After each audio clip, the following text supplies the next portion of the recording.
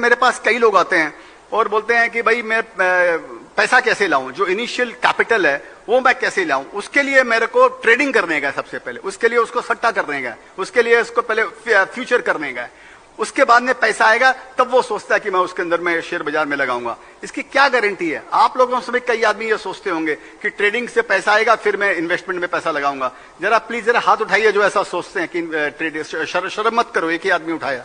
हाँ, अभी 4, 5, 10, 15, हाँ 20, 25 हो गए, ठीक। अब 40 आदमियों ने शर्म से हाथ नहीं उठाया। तो सब यहां पर ऐसा ही सोचते हैं कि हाँ भाई मैं तो आप दो तरीके से शेयर बाजार के अंदर में पैसा कमाया जा सकता है, पैसा बचाया जा सकता है। कैपिटल की जिसको हम बात करें, देखिए कैपिटल बचाने का दो तरीका है। क्या तो आप ट्रेडिंग का रास्ता चुनिए कि आपको फ्यूचर ऑप्शन करना है, उसमें पैसा कमाना है और फिर आपको इन्वेस्टर बनना है। इसके अंदर में 1% आदमी सक्सेसफुल होता है, 99% अल्टीमेटली उसी मृग तृष्णा में लगे रहते हैं और वो अल्टीमेटली वो पैसा भी खो देते हैं, फिर कोई दूसरा रास्ता निकालते हैं।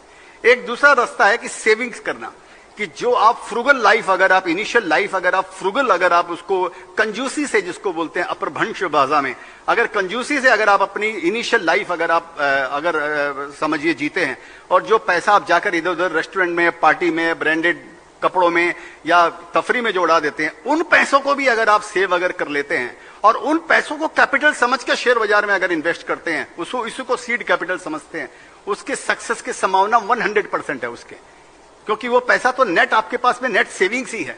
लेकिन लोग इस सिंपल गणित को नहीं समझते। इसी बोलकर मैंने कई जगह मैंने बोला है कि investing is very simple but not easy. Success होना शेयर बाजार में सिंपल है लेकिन इजी नहीं है। इजी इसके लिए नहीं है कि हम लोग उस डिसिप्लिन पर चलना नहीं चाहते हैं, क्योंकि उसकी शुरुआत वहां से होती है कि मेरे को जल्दी से पैसा कमाने का।